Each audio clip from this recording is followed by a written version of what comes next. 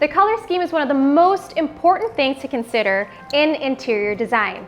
It plays a very important role in giving a space that distinct feel to it. Which is why for this episode, we are going to be going more in depth on the topic.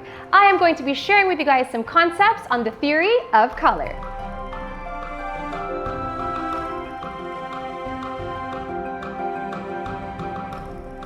Since we are going more in depth, I am going to be joined again by my mentor from design school, Carla.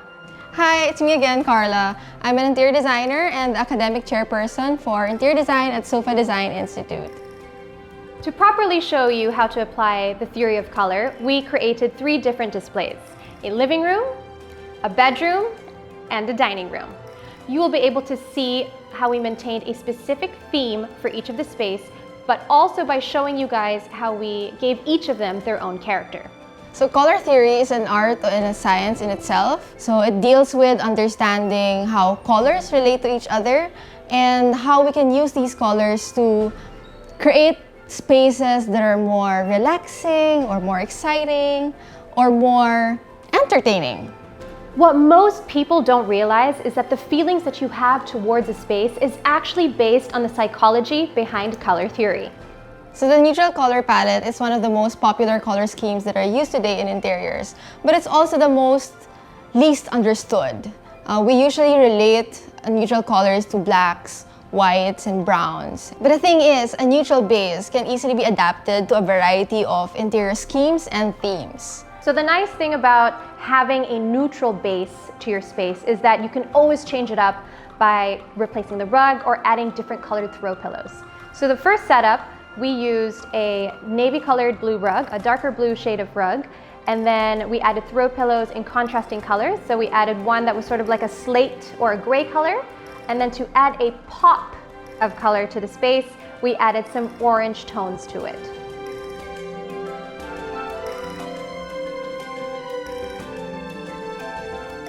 The next thing we're going to talk about is color theory and mood. So now, how do you create a color scheme that's still harmonious and complementary even though you have a lot of elements within a certain room?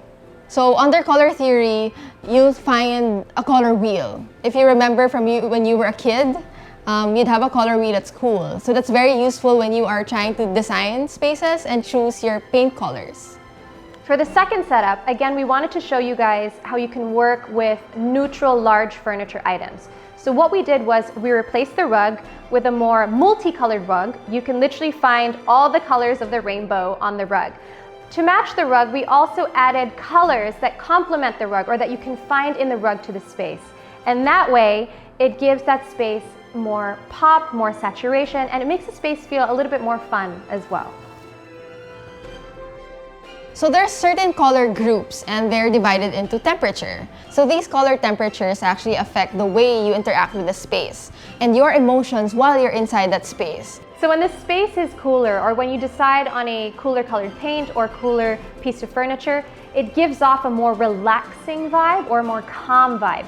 When you go for something that's warmer, yes, it feels a little bit more relaxing, but it gives off a little bit more energy than, say, a cool toned room. So typically for a bedroom, you would opt for colors that are more calming and more relaxing. And those colors normally are blues and greens.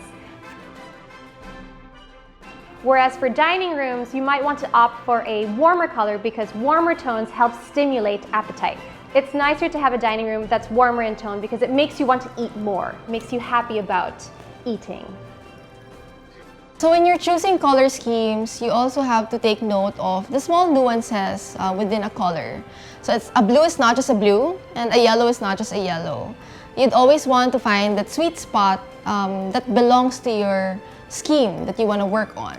Colors can also affect the size of the room. If you're working with a small room, I don't really recommend using darker tones because it'll make the room or the space feel smaller. Like for example, if you paint the wall really, really dark, it will make the space also feel very heavy, which is why I always opt for a lighter shade of wood when designing a smaller space, or a lighter shade of paint. So we'll tackle material selection and color selection. So when you are looking at swatches of paint or swatches of fabric or even wood and stone, it's best to test it out under natural lighting to ensure that you get the right tone that you really love. What's exciting about a neutral color scheme is that its versatility allows you to keep things exciting. You can change things up. And you do that by adding layers, and your layers would usually come from textures and patterns from natural materials that you can find. And how do you add texture to a space? Texture can be found in natural materials, like for example your wood. The difference in the wood grain, the color of the wood, because it's made with natural occurring colors, it adds that added layer to the space. It adds character and texture. When you are sharing your space, you want everyone to feel like they also belong in that space and they have ownership of that space. So you want a scheme that is more neutral and is more flexible to everyone's preferences. So for example, in our home or in my home, both Vic and I actually do the sourcing of all the pieces for our home together. It's really important because obviously I don't live alone, and I have my own personality, but Vic also has his own personality. But the one thing that brings us both together is our love for nature. And that's very evident in the colors and the pieces that we chose for our home. Everything in life has a story to tell. Books tell it through words, movies tell it through moving pictures. But for us, colors help us tell our own stories.